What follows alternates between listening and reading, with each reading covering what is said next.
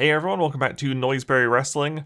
We have yet another AEW pay-per-view tonight. This is like the third in 3 months. I think we're going to have a fourth next month with Full Gear in November. Just way more AEW pay-per-views than there have been ever before. And so as is becoming a little bit of a tradition now for this channel, I wanted to do my predictions. So I'll be going through the card as it appears on Wikipedia as of today. I'll be saying who I think is most likely to win the match, and then at the end I'll pop up some kind of table or something like I did in my prediction video for All Out, just so people can have a handy look at the end of what my predictions were. So that this should be up to date. I'm recording this the morning of the pay-per-view. I don't think they're going to add any more matches today. But right now there are 14 matches on this card, so I guess we better get right into it. Looks like there's 4 pre-show matches, so we'll start with those. The first match, the Wikipedia list, is the Acclaimed and Billy Gunn versus TMDK for the AEW World Trios Championship. I think this is a pretty easy one to predict. They just want a little bit of crossover with New Japan for the Wrestledream card. This is a pre-show match. The Acclaimed have only just won the tag titles. Pretty much the trios titles.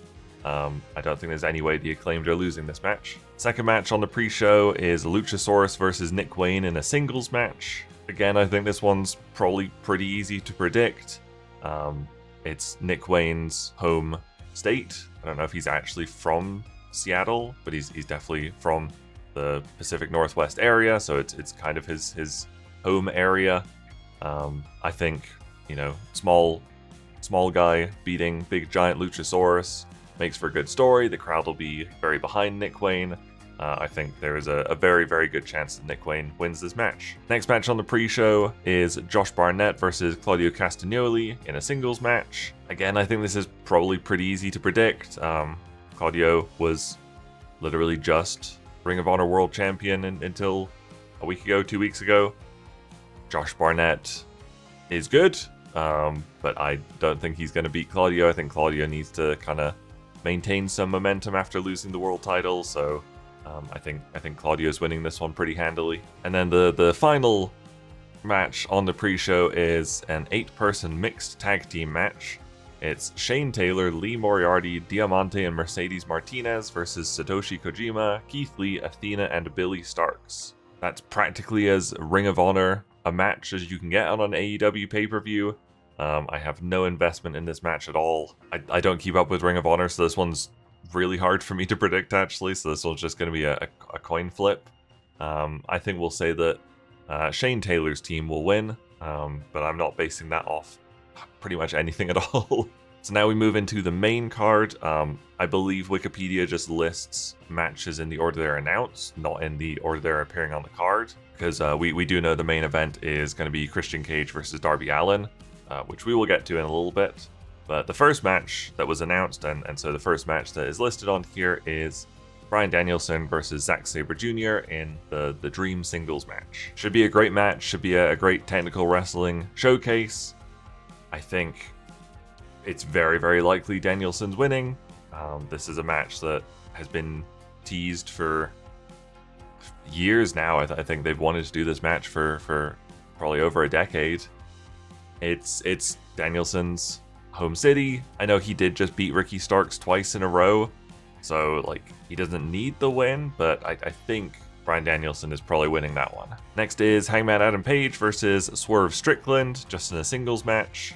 This one's harder to predict, actually. Swerve really needs big wins. I feel like he's done a lot of losing lately, but the whole story of this rivalry is that Hangman has been getting complacent and doesn't really care if he wins or loses, it seems like.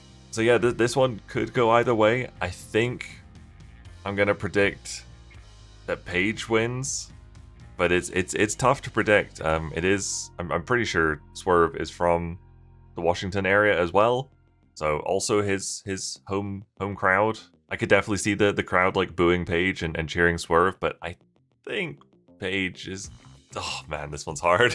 Now, you know what? Swerve could cheat to win. I'm going to say Swerve wins this one. Next is FTR versus Aussie Open for the World Tag Team Championship. As much as I want FTR to lose those titles, I don't think they're losing to Aussie Open, unfortunately.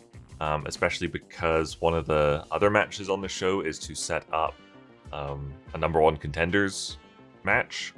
There's a 4-way tag match later on in the show where the winner gets a shot at the champions. So I think FTR are going to retain in this match and then lose to whoever wins the 4-way match, which we'll get to in a little bit. I would definitely like Aussie Open to win it, but I think FTR are retaining here. Now we come to probably the most interesting match on the show is MJF versus The Righteous in a 2-on-1 handicap match for the Ring of Honor World Tag Team Championship. This one's also really hard to predict just because it really could go a number of ways. It's obviously possible for MJF just to do the 2-on-1 handicap match and put up a valiant effort and still lose to The Righteous. I also think it's possible that the Kingdom will get involved in some way. Maybe Roddy Strong comes out and says that he'll team with MJF for Adam Cole so that Adam doesn't lose his title.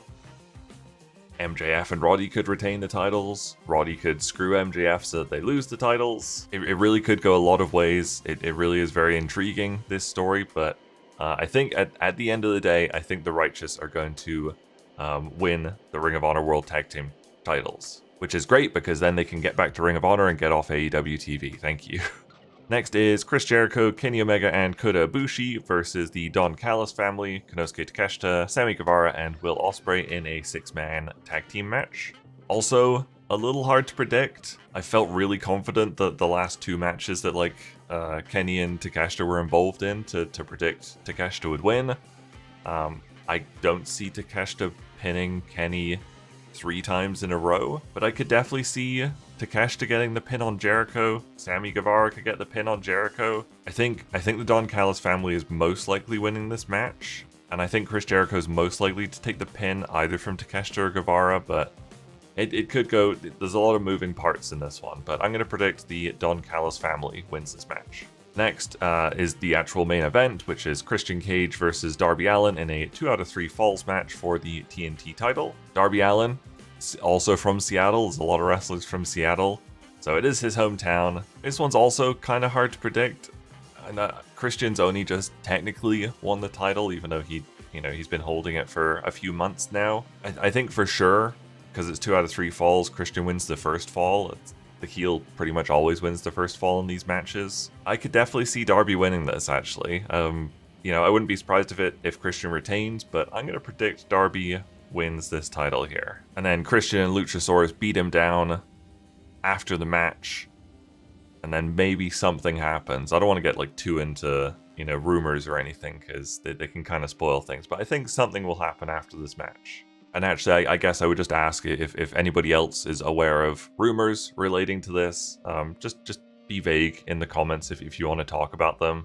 Don't allude to things too directly. That would be great. Next is Eddie Kingston versus Katsuyori Shibata for the both the Ring of Honor World Championship and the New Japan Strong Openweight Championship. This one's pretty easy to predict. I don't really see Shibata winning 3 titles, although that would be hilarious. Eddie has just won the Ring of Honor World title. He's not going to drop it a week and a half later. So pretty much guaranteed that Eddie Kingston wins this match. Next is another really interesting one. It's Chris Statlander versus Julia Hart for the AEW TBS Championship. Julia has been on an undefeated streak for 28 matches or something now. The last time she lost was to Chris Statlander, so very interesting. Statlander's only had the title for it's probably been about 2 months now, actually. I was thinking she might not drop it because she's only just won it. But I could also see Julia winning. I think it's possibly a bit too early for Julia to win, but her character's so cool right now. She's doing great stuff with the House of Black. I'm gonna say Julia Hart wins the TBS title. I think that'll be really cool to see. Next, we got the 4-way tag team match, which gives the winner a future tag team championship match opportunity. And the teams are the Young Bucks versus the Guns versus the Lucha Brothers versus Orange Cassidy and Hook. Again, I predicted earlier that FTR would retain and then would then lose the titles to whoever wins this match. Maybe this is just wishful thinking, but I could see the Guns winning this match and then going on to get the tag team titles back. I think if the Young Bucks were going to win this and were going to win the tag titles, they would have done it at Wembley. There would be no point in them losing that match and then winning them back, you know, on an episode of Dynamite or something. So the Young Bucks are not winning this. Lucha Brothers, I mean, Phoenix is the international champion right now. He's defending against Nick Jackson on this coming episode of Dynamite. So, you know, the Young Bucks and Lucha Brothers are kind of doing their own thing already. I'm sure they're gonna, you know, infight and probably screw each other out of winning this match. I don't think either of them are winning. It could be Orange Cassidy and Hook. Haven't seen too much of them as a team.